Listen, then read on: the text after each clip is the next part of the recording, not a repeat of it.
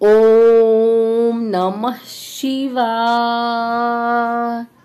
आइए सुनते हैं चैत्र अमावस्या व्रत कथा, पूजन विधि, महत्व। चैत्र महीने में पड़ने वाली अमावस्या को चैत्र अमावस्या कहा जाता है। चैत्र अमावस्या के दिन पितरों का तर्पण, पितृदोष के उपाय तथा दान पुण्य किया जाता है। कहते हैं कि चैत्र अमावस्या की कथा सुनने से ही पितृ ऋण से मुक्ति मिल जाती है एवं 100 कुंभ स्नान का फल मिलता है। चैत्र अमावस्या हिंदू धर्म में विशेष स्थान रखती है। धार्मिक मान्यताओं के अनुसार चैत्र अमावस्या के दिन व्रत रखने से चंद्रदेव की कृपा प्राप्त होती है। इस दिन चंद्रदेव की पूजा अर्चना करने से सौभाग्यशाली जीवन प्राप्त होता है तथा खुशहाली प्राप्त होती है। इस दिन पितृ संबंधित कार्य करने से पितरों का आशीर्वाद प्राप्त होता है तथा मानसिक शांति भी मिलती है। इसलिए चैत्र अमावस्या का हिंदू धर्म में बहुत महत्व है। इसी दिन शिव पार्वती का आशीर्वाद प्राप्त करने के लिए शिव पार्वती की पूजा अर्चना भी की जाती है। आइए सुनते हैं चैत्र अमावस्या की यह कथा। एक नगरी में एक राजा रहता था। उसकी प्रजा तथा उसका परिवार बहुत ही खुशहाल जीवन व्यतीत कर रहा था।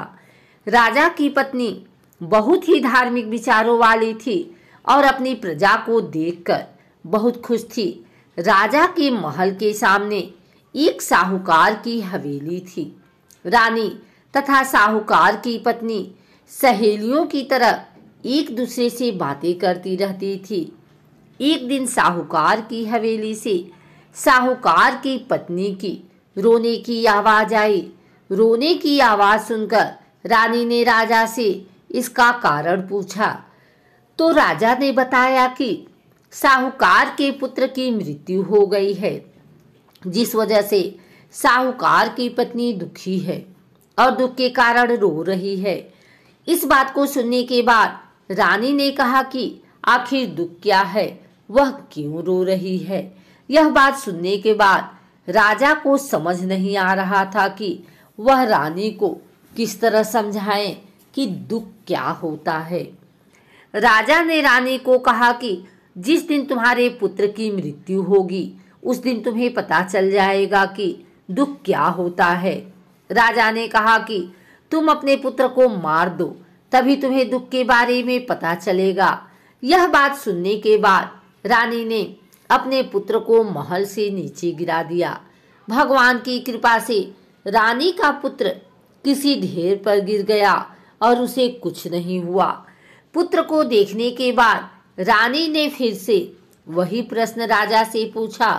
तब राजा ने कहा कि पड़ोसी राज्य से युद्ध हो रहा है, मैं उस युद्ध में अकेला जाऊंगा और जब मेरी मृत्यु की खबर तुम तक पहुंचेगी तो तुम्हें एहसास हो जाएगा कि दुख क्या होता है। राजा युद्ध के लिए चला गया, परंतु भगवान की कृपा से वह जीत गया। राजा घर पर वापस आ गया और वह सोचने लगा कि आखिर ऐसी क्या बात है कि वह रानी को दुख का एहसास नहीं करवा पा रहा। इसके बाद राजा ने रानी को बुलाकर कहा कि वह दोनों गंगा यात्रा के लिए जाएंगे। इसलिए रानी तैयार हो गई और गंगा किनारे जाकर वह गंगा में कूद जाएगा। रानी ने गंगा यात्रा की तैयारी शुरू कर ली। दूसरी तरफ कैलाश में भगवान शिव ने सती को कहा कि मैं कलयुग में तुम्हें सुखात्मा के दर्शन करवा दूंगा। यह कहने के बाद भगवान शिव जी ने बकरे का तथा माता पार्वती ने बकरी का रूप धारण कर लिया।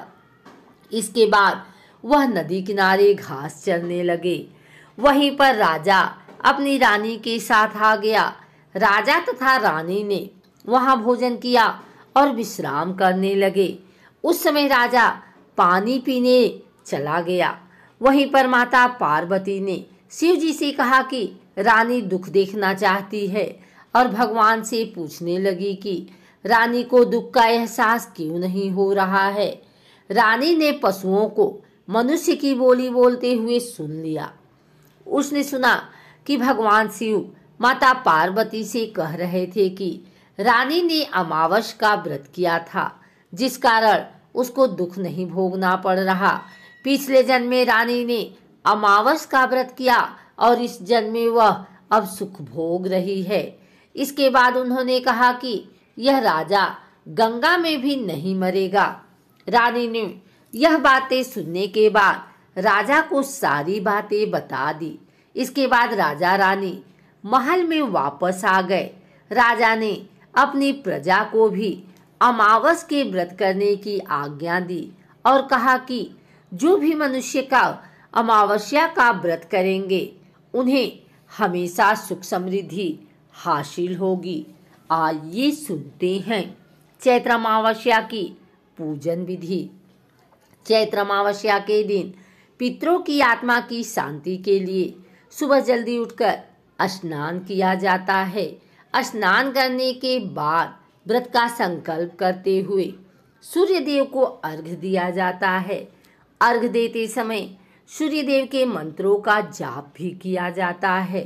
यह करने के पीछे मान्यता यह है कि इस तरह करने से पितरों को प्रसन्नता प्राप्त होती है और सभी प्रकार के पापों से मुक्ति मिल जाती है। चैत्र अमावस्या के दिन पीपल के पेड़ की पूजा की जाती है, क्योंकि यह मान्यता है कि पीपल के पेड़ में देवी देवताओं का वास होता है तथा पीपल लगाना शुभ कार्य में गिना जाता है। महिलाएं पीपल के पेड़ में दूध, जल, फूल तथा चंदन से पूजा करती हैं। इसके बाद पीपल के पेड़ में 108 बार धागा लपेटकर पति व संतान की लंबी आयु की इच्छा करते हुए पेड़ की परिक्रमा करती हैं। चैत्र अमावस्या के दिन पीपल के पेड़ के साथ साथ तुलसी जी की पूजा भी की जाती है। इस दिन शिवलिंग की पूजा की जाती है और पूजा में पवित्र और धुले हुए वस्त्र पहने जाते हैं। शिवलिंग पर जलाभिषेक किया जाता है और पूरी श्रद्धा से महादेव की पूजा की जाती है। पूजा करने के बाद उनकी आरती उतारी जाती है। चैत्र अमावस्या के दिन भूखे लोगों को भोजन कराया जाता है तथा गरीब लोगों को दान पुण्य किया जाता है। इस दिन सुहागन महिलाएं अपने पति की लंबी आयु के लिए व्रत रखती हैं। जैसे कि इस दिन कुछ कार्य करने से शुभ फल की प्राप्ति होती है, उसी तरह कुछ कार्य ऐसे भी हैं जिन्हें इस दिन वर्जित है करना, और यदि कोई ऐसी अशुभ तथा वर्जित कार्य करता है तो उसको शुभ फल की प्राप्ति नहीं होती। इन वर्जित कार्यों का वर्णन निम्नलिखित प्रकार है।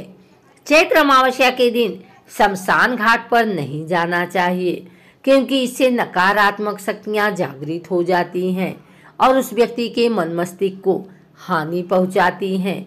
इस दिन जल्दी उठना चाहिए। देर तक सोना अशुभ माना जाता है। पीपल की पूजा करते वक्त पीपल को छूने से मना किया गया है, क्योंकि धार्मिक मान्यताओं के अनुसार शनिवार के अलावा किसी भी दिन पीपल को छूना अशुभ माना जाता है। इस दिन मांसाहारी खाना नहीं खाना चाहिए, बल्कि इस दिन शाकाहारी भोजन का ही सेवन करना चाहिए। इसके अतिरिक्त इस दिन बाल काटना, दाढ़ी बनाना तथा नाखून काटना भी वर्जित है।